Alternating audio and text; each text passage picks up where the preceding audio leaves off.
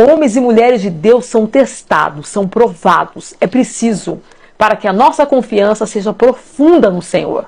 E as nossas habilidades são desenvolvidas, nossos talentos são revelados. Você não conhece a força que tem até que você precise usá-la. Você já leu Josué capítulo de número 7? Josué havia sofrido uma perda humilhante. O povo de Ai, apesar de inferior em número, havia demonstrado um poder muito maior. Os soldados de Ai haviam castigado os homens de Josué. E Josué sofreu uma derrota inesperada. Um dos soldados havia desobedecido a ordem de Deus, a saber, Acã. O comandante teve então que ter uma tarefa desagradável, teve que expor e punir a rebelião. A oração de Josué, a oração que ele fez no capítulo 7, parece que veio dos livros das queixas do deserto. Ah, Senhor soberano, por que nos fizeste sair de onde estávamos? Por que fizeste nos atravessar esse Jordão para nos entregar nas mãos dos amorreus e nos destruir? Josué, capítulo 7, versículo 7. Josué, não foi o seu melhor dia. Josué estava acostumado a acertar e ele não se conformava com o erro. Josué havia demonstrado muita coragem quando foi com os espias enviado por Moisés. Ele assumiu o papel de liderança. Ele não vacilou quando chegou no Rio Jordão. Ele não se assustou com Jericó. Mas no episódio intitulado A Traição de Acã e a Derrota de Ai, ele fracassou. Na frente do seu exército, na frente do exército inimigo, ele falhou.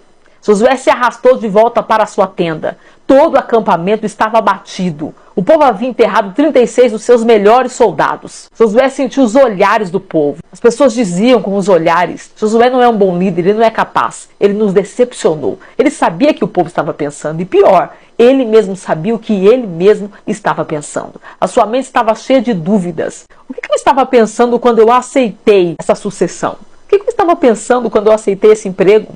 Eu deveria ter me esforçado mais. É tudo culpa minha. As vozes, ele ouvia todas elas. Como você, talvez agora esteja ouvindo. Você perdeu o emprego, falhou no exame, foi expulso, seu casamento fracassou, o seu filho está te dando um problema, uma crise familiar, a sua empresa faliu, você fracassou. As vozes começam a uivar. Você está ouvindo elas agora. E pior, você se juntou a elas. Você está se desqualificando. Você está se acusando a si mesmo, está se atacando. Você está se condenando a uma vida de trabalho forçado, da autoestima baixa. As vozes estão dizendo a você que você fracassou. A verdade é que todos nós já experimentamos o fracasso. O fracasso, gente, ele é tão universal que ficaríamos surpresos diante do fato de não existirem mais livros de autoajuda sobre esse tema. As livrarias estão cheias de livros de como ser bem-sucedido, mas você terá que procurar muito para poder encontrar um livro que fale como ser bem-sucedido no fracasso. Talvez ninguém saiba o que dizer, mas Deus sim. A sua história será triunfante justamente pelos fracassos que você enfrentou. A Bíblia está repleta de histórias de fracasso. Está repleta de pessoas que fracassaram miseravelmente. Por exemplo, Jacó, que teve de fugir da presença do seu irmão, que queria matá-lo pelo fato da bênção da primogenitura. Poderíamos falar de Efraim, o filho mais novo de José, que teve que enterrar 2 dos seus filhos que foram assassinados por se tornarem ladrões de gado. Poderíamos falar de Jefité, que veio de um relacionamento do seu pai com uma meretriz, que foi expulso da sua casa pelos seus próprios irmãos e foi morar na terra de Tob, no meio dos levianos. E Elias, que depois do Monte Carmelo naufragou emocionalmente e mesmo assim Deus o abençoou. Poderíamos falar de Jonas, que se encontrava na barriga de um peixe quando fez aquela oração sincera e Deus o ouviu. E Pedro, que negou Jesus numa única noite 3 vezes, mas Jesus o levantou. Agora me diga, pessoas perfeitas? Não! Caos perfeitos. E mesmo assim, Deus as usou, Deus as abençoou, Deus as levantou. Uma descoberta surpreendente, bem-vinda da Bíblia é esta: Deus usa fracassos. Deus usou o fracasso de Josué para nos mostrar o que nós devemos fazer com os nossos fracassos. O capítulo de número 7 de Josué parecia que tudo iria acabar daquela forma.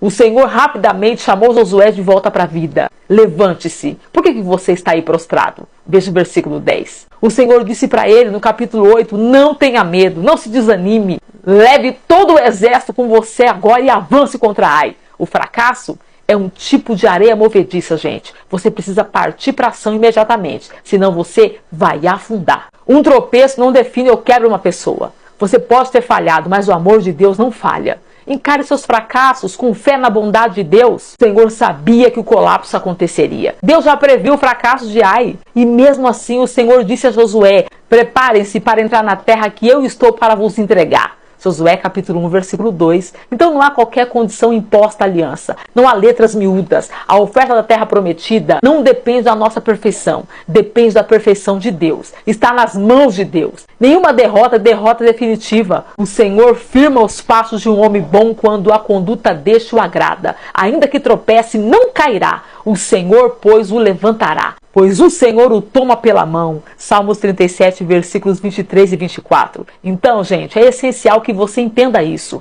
Se você não entender essa verdade, você vai perder o novo capítulo da sua história. E ficar se queixando vai fazer você perder mais tempo do que foi previsto. Você precisa acreditar que a graça de Deus é maior do que os seus fracassos. Desarme as tendas da comiseração e arme sua tenda sobre promessas. Está escrito, agora já não há condenação para os que estão em Cristo Jesus e não vivem segundo a carne, mas segundo o Espírito. Romanos 8, dos versículos 1 a 4. Todo mundo tropeça, gente. A diferença está na sua reação. Suas escolhas e decisões precisam ser assertivas a partir de agora. Mas o problema é que alguns caem na cova da culpa, outros caem nos braços de Deus. Quem encontra a graça é aquele que vive segundo o Espírito. Ele ouve a voz de Deus e decide constantemente se levantar e se apoiar na graça de Deus. Como Deus disse a Josué, o Senhor está dizendo para você, não tenha medo, não se desanime, mas avance. Você não pode mudar o passado, mas você pode fazer sim algo a respeito do futuro. Como? Execute o plano de Deus. Deus vai te dar uma outra estratégia. O Senhor Deus instruiu Josué a voltar para o local do fracasso. O Senhor Deus vai te dar uma tática de guerra, uma estratégia sofisticada, bem planejada e executada. Se prepare, porque há um novo capítulo para a sua história. Um novo tempo, uma nova estação. Deus não vai deixar você no prejuízo. Se prepare, porque a retomada será em dobro, diz o Senhor.